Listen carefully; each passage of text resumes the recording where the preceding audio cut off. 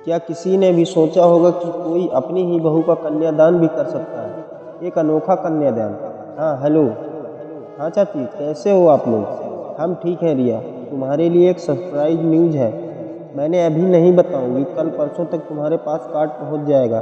Card मिलते ही जितना हो सके तुम जबलपुर आ जाना। क्या बात है चाची, कुछ तो बताइए ना, मेरा दिल बैठा जा रहा है। घबराओ मत, एक खुशखबरी है, कार्ड मिलते ही समझ जाओगी। चाची बोली ओह के बाय कहकर चाची ने फ़ोन रख दिया। 2 दिन बाद ही जब रिया ऑफिस से घर पहुंची थी कि सासू माँ ने एक वेडिंग कार्ड हाथों में दे दिया, और इसकी शादी का कार्ड है। अब इन बूढ़ी आंखों से नज़र आना बिल्कुल बंद हो गया है। सासू माँ बोले, मैंने कार्ड खोला, देखा तो आंखें खुली की खुली रह गई। प्रिया की शादी, प्रिया की। ओ माय गॉड, किसकी शादी है रिया? ये प्रिया कौन है? सासू माँ ने पूछा। मन ही मन रिया ने सोचा कि इनको ऐसी बात बताना मतलब दुनिया की परंपराओं व्यवस्थाओं को पुरान तख्ते मानसिकताओं की तजुर्बे रोज़ सुबह शाम पड़ेगी। बेहतर है कि कोई बात बताकर फुर्सत जाए। माँ जी, आप उनको नहीं जानती, बरसों पहले मेरे मायके के पड़ोस में रहा करते थे, उनकी बिटिया की शादी का कार्ड है। रिया बोली, तो इसमें हैरान होने वाली कौन सी बात है? हर माँ बाप अपनी बेटी की शादी करते हैं, सासू माँ बोली। रिया बोली, अरे नहीं माँ जी, हैरानी वाली कोई बात नहीं है, बात पुरानी पहचान है हमारी। प्रिया इतनी बड़ी हो गई कि इसकी शादी की बात चल पड़ी, पता ही नहीं चला समय कैसे निकल गया। रिया, लड़कियां तो होती ही पराया धन है, कब तक माँ बाप घर पर बिठा के रखेंगे? कुछ ऊंच नीच हो उससे पहले ही अपने घर में जाकर गृहस्थी संभाले, हुआ अच्छा। रिया ने सासू माँ से आगे बहस करना मुनासिब नहीं समझा और पर्स उठाकर अपने कमरे की ओर जाते हुए बोली, ठीक है कहती हैं माँ जी, आप चलो, मैं चेंज करके अभी आती हूँ। अपने कमरे में जाकर बिस्तर पर लेट रिया इनविटेशन कार्ड को ध्यान से पढ़ने लगी। प्रिया वेट्स एंजॉय, जबलपुर का ही रहने वाला एंजॉय, चलो अच्छा एक ही शहर में रहेगी प्रिया, कम से कम जब मन हो तब चाचा चाची उससे मिलने जा तो सकते हैं। सच में कितना प्यार करते हैं वो प्रिया को, और प्रिया भी कहाँ रह पाती चाचा चाची के बिना एक भी दिन। पर क्या कर सकते हैं, उन्हें जीते जी प्रिया को एक अच्छे जिम्मेदार हाथों में सौंपना ही तो चाचा चाची का सपना था। ओ माय गॉड, शादी तो 10 दिन बाद ही है, इतनी सारी तैयारियां फटाफट निपटानी होगी। सबसे पहले तो सुमित को कहकर जबलपुर के लिए रिजर्वेशन करवाना होगा, बैग पैक करना होगा। हालांकि शादी और रिसेप्शन एक ही दिन है, यानी सुबह के सारे कार्यक्रम निपट जाएंगे और शादी की गायत्री मंदिर में ही, यानी कम ही लोगों को बुलाया होगा। चलो जबलपुर जाकर सब पता चल ही जाएगा। रिया मन ही मन बातें करती चली जा रही थी। रिया ने फटाफट खाना बनाकर तैयार किया ही था कि सुमित ऑफिस से आ गया। वो चेंज करने बेडरूम में आया तो पीछे पीछे रिया आई और धीरे से बोली, सुमित, जबलपुर में प्रिया की शादी है। कौन प्रिया? अरे मैंने आपको नहीं बताया था कि हमारे मायका के पड़ोस में चाचा चाची हमारे पड़ोस में रहा करते थे, उनकी ही। ओहो, ये तो बड़ा ही अच्छा हुआ, चाचा चाची ने तो बहुत ही अच्छा काम किया प्रिया की शादी का फैसला करके। अगर वीडियो अच्छा लग रहा हो तो सब्सक्राइब जरूर करिएगा। हाँ सुमित, पर माँ जी को पुरानी कहानी बिल्कुल मत बताना। वैसे मैंने उन्हें बताया ही दिया है कि मेरे पड़ोस में चाचा चाची रहा करते थे, उनकी बेटी की शादी है। जिस भी तारीख का रिजर्वेशन मिल रहा है प्लीज़ करवा लेना जल्दी। तुम मेरे साथ चलोगे ना? मैं तुम्हारे साथ नहीं चल सकूँगा रिया, मेरे ऑफिस में ऑडिट है, ऑडिट निपटाते ही तुरंत जबलपुर पहुंच जाऊंगा। कल परसों जब भी अवेलेबल होगा मैं तुम्हारा रिजर्वेशन कर देता हूं। सुमित चलो बोला, चलो फ्रेश होकर पहले खाना खा लो। रिया बोली। रिया ने खाना सर्व किया। वाह, क्या गर्मा गर्म कोफ्ते बनाए हैं रिया, मज़ा आ गया। बस थोड़ा तेल कम डालते ना तो और भी अच्छी लगती सब्जी। वैसे मैं ये नहीं कह रहा हूँ कि ठीक नहीं बनी, सुमित बोला। कोई बात नहीं सुमित, मेरे जाने के बाद फिर 7-8 दिन बबली के हाथ के खाना का मज़ा लेना। वो रोज़ तुमको तुम्हारी पसंद की लजीज डिशेज बनाकर खिलाएगी, वो भी बिना तेल के। अरे बबली काहे को बनाएगी, मैं खिलाऊंगी ना अपने बेटों को अच्छी अच्छी चीज़ें बनाकर, माँ जी बोली। सुमित को रिया को छेड़ने में मज़ा आ जाया करता। ये बात रिया बहुत अच्छे से जानती थी, इसलिए वो बुरा भी नहीं मानती थी। सुमित ने रिया का जबलपुर जाने का रिजर्वेशन करा दिया था। रिया ने अगले ही दिन ऑफिस में 10 दिन की छुट्टी की अर्जी लगा दी। रिया के जाने का समय आ गया। सुमित उसी ट्रेन में बिठा आया ट्रेन चल पड़ी। रिया के मन में बरसों पुरानी यादें गहराती चली गई, पर इस शुभ समय वह उन यादों को बिल्कुल भी ताज़ा नहीं करना चाहती थी। वह तो अपने चाचा चाची के मिलने पर गर्व महसूस कर रही थी। सोचते सोचते उसे नींद आ गई। सुबह 5 बजे ट्रेन जबलपुर पहुंची। चाचा उसे स्टेशन पर लेने आए थे। उन दोनों को संवाद की आवश्यकता नहीं थी। शायद आंखों ही आंखों में एक दूसरे के दिल की बात समझते हुए दोनों की आंखें भर आई, पर दोनों ने ही अपनी भावनाओं पर कंट्रोल किया। कैसे हैं चाचा, कहकर प्रिया ने चाचा के पैर छुए। ठीक हूँ बेटी, ला सूटकेस मुझे दे। नहीं चाचा, ये एकदम हल्का है, मैं ही पकड़ लूँगी। दोनों घर पहुँचे। उन्हें देखते ही चाचा की बेटी यसी दौड़ते हुए बाहर आई और रिया का बैग उठाते हुए कहा, दीदी कैसे हो? हम सबका बेसब्री से इंतजार कर रहे थे। अंदर चाची और प्रिया ने रिया को देखते ही गले लगा लिया। इधर उधर की बातें करते हुए सबने मिलकर गर्मा गर्म वड़ा पाव और चाय का आनंद लिया। फिर चाची बोली, रिया तुम और यशी प्रिया के लिए मेकअप का सामान और साड़ियों की मैचिंग की एक्सेसरीज खरीद लाना। फिर कल परसों प्रिया को पार्लर भी ले जाना है। नहीं माँ, मुझे नहीं करना ये सब, आपको तो पता है ना, मुझे ये सब करने का मन बिल्कुल भी नहीं है। प्रिया बोली, अरे नहीं नहीं, क्या लगा रखा है, मैं चलूँगी तुम्हारे साथ पार्लर। यदि जाने का मन नहीं है तो घर पर ही बुला सकते हैं ब्यूटिशियन को। रिया बोली, जैसा ठीक समझे, तुम तीनों मिलकर डिसाइड कर लेना। रिया, तुमको ही प्रिया के ये सारे काम संभालने हैं बेटा। चाची बोली, जी चाची, आप चिंता मत कीजिए, मैं और यशी सब संभाल लेंगे। नाश्ता करके थोड़ा आराम करने के बाद रिया बोली, चाची आप मुझे प्रिया की साड़ियों की मैचिंग के ब्लाउज दे दीजिए। मैं और यशी बाजार जाकर मैचिंग चूड़ियाँ, बिंदी वगैरह ले आएंगे। चाची और प्रिया उसकी साड़ियाँ लेने चले गए।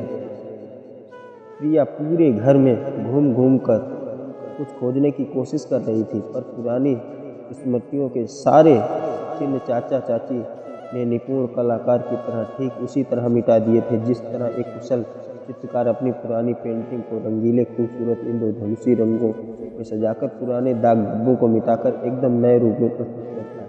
आश्चर्य की बात है कि इतने कम समय में पूरे घर का इंटीरियर ही बदल गया। शायद समय के साथ खुद को ढाल लेने में ही समझदारी है। सच भी है, पुरानी और मन को टीस से भर देने वाली यादों को जितना जल्दी हो सके भुलाकर भविष्य का स्वागत करने के लिए खुद को तैयार करना ही जीवन है। रिया, रिया बेटी कहाँ खोई हो, कब से आवाज़ लगा रही? ये ले बेटा, सारे ब्लाउज रखती हैं बैग में, तुमको और कुछ याद आए तो ले आना, कहकर चाची शादी के जल्दी से दरवाजे की ओर मुड़ गई। शायद दोनों की नज़रें मिलती तो दिल के पुराने जख्म हरे हो जाते। प्रिया और यशी की मौजूदगी में चाची और रिया दोनों ही माहौल में गमगीन नहीं करना चाहते थे, इसीलिए रिया ने भी चाची को नहीं रोका। यशी तैयार होकर आई और बोली, चलिए रिया दी, चले बाजार दोनों। प्रिया भी चलेगी हमारे साथ। चलो प्रिया, जल्दी ही लौट आएंगे।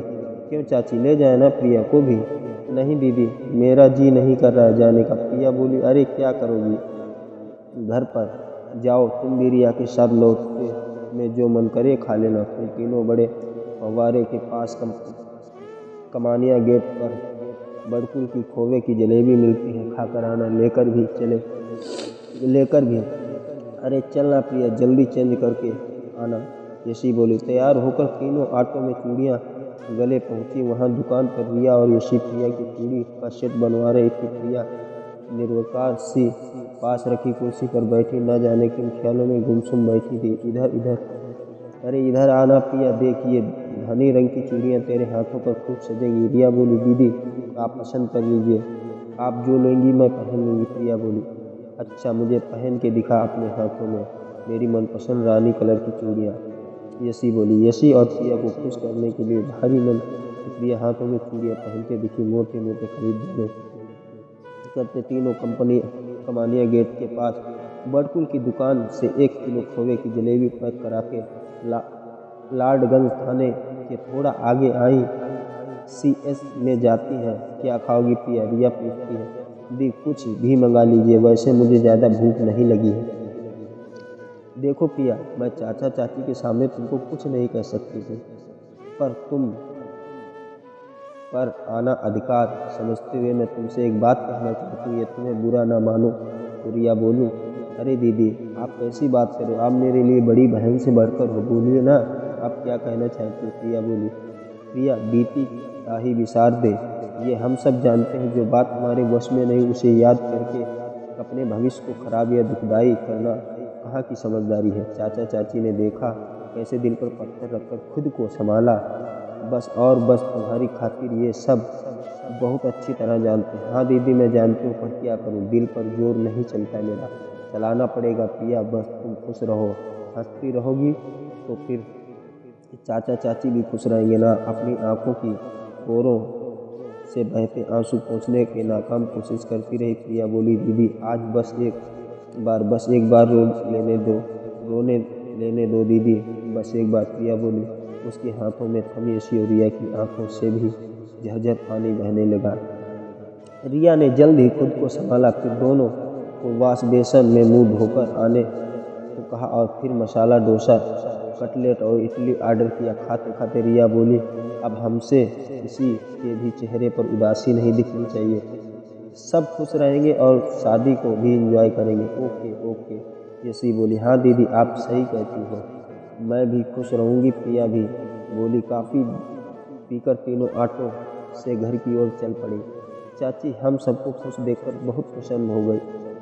दिखाओ मुझे तुम लोगों ने क्या क्या खरीदा। अरे वाह क्या सुंदर चूड़ियाँ, खूब फबकेंगी हमारी प्रिया पर, कहती हुई चाची प्रिया की बनैया लेने लगी।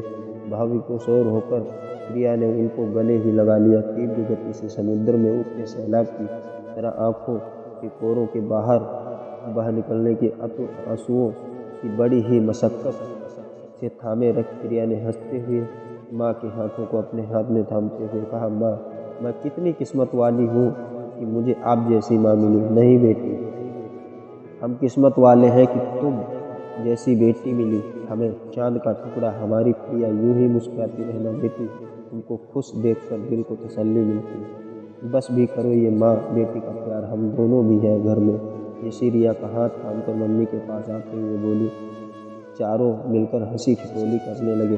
शादी की तैयारियां जोरों पर थी। चाचा पंडित जी और पार्टी आदि की व्यवस्था में जुटे हुए थे, वहीं चाची घर वालों को न्योता देने, शादी की रस्मों आदि की तैयारियों करने में लग गई। शादी के 2 दिन पहले सुमित के आ जाने से चाचा जी को थोड़ी राहत महसूस हुई। बिना तामझाम, बिना लेन देन, बिना दिखावे के बेहद सादगी से प्रिया और अंजुका की शादी संपन्न हुई। बेहद खूबसूरत जोड़ी लग रही थी। दोनों की विदाई के समय प्रिया का साथ साथ सभी जोर जोर रोते रहे।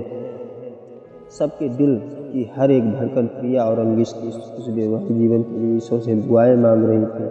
प्रिया के विदा होते ही रिया ने चाची को अंक में भर लिया और दोनों अपने दिल में गुब्बार को बाहर निकालने के लिए फूट फूट कर रोने लगी। चाची आप सचमुच महान हो चाची, आपकी बराबरी दुनिया के कोई जन्मदाता भी नहीं कर सकते। रिया बोली।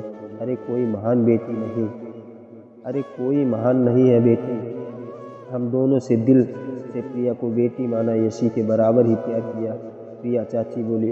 अपने बेटे के न रहने के दर्द को सीने में दफन कर बहू को बेटी मानकर उसका कन्यादान करना एक सामान्य माता पिता के बस की बात नहीं है। चाची आप दोनों के चरणों में ही चारों धाम है। सचमुच प्रिया बहुत भगवान है जिसे आप जैसे सास ससुर के रूप में माता पिता मिले।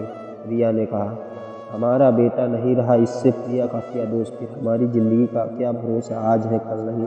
यशी की शादी की बात भी चल रही है, आज नहीं तो कल अपने घर चली जाएगी। यशी से भी ज़्यादा जिम्मेदारी प्रिया की थी हमारे कंधों पर। फिर 26 साल के वयस के वैधव सहन करना उसके लिए कोई साधारण बात नहीं है। हमने बहुत सोच समझ कर यह फैसला लिया और अंजी जैसे अच्छा लड़का हमने उसके लिए जीवन साथी के रूप में चुना और उसका कन्यादान कर दिया। हालांकि प्रिया को रजामंदी करना बहुत कठिन था, जैसे तैसे वह मानी। तो बस ईश्वर से यही प्रार्थना करता हूँ कि प्रिया और निटोर का जीवन खुशियों से भरा रहे। दिल में उमड़ते उमड़ते सैलाब का थाम चाची बोली। चाची हम सबकी दुआएं प्रिया और उसके साथ है। चाचा चाची अपने समाज में आप एक नई पहल शुरू की है। क्या किसी ने भी सोचा होगा कि कोई अपनी ही बहू का कन्यादान भी कैसे कर सकता है, एक अनोखा कन्यादान। अगर वीडियो अच्छा लगा हो तो लाइक कमेंट शेयर सब्सक्राइब जरूर करिएगा और पार्ट 2 के लिए भी कमेंट करिए। Thank you for watching, subscribe please. धन्यवाद आप लोगों का, जो आप लोगों ने इतना देर कष्ट किया। Thank you.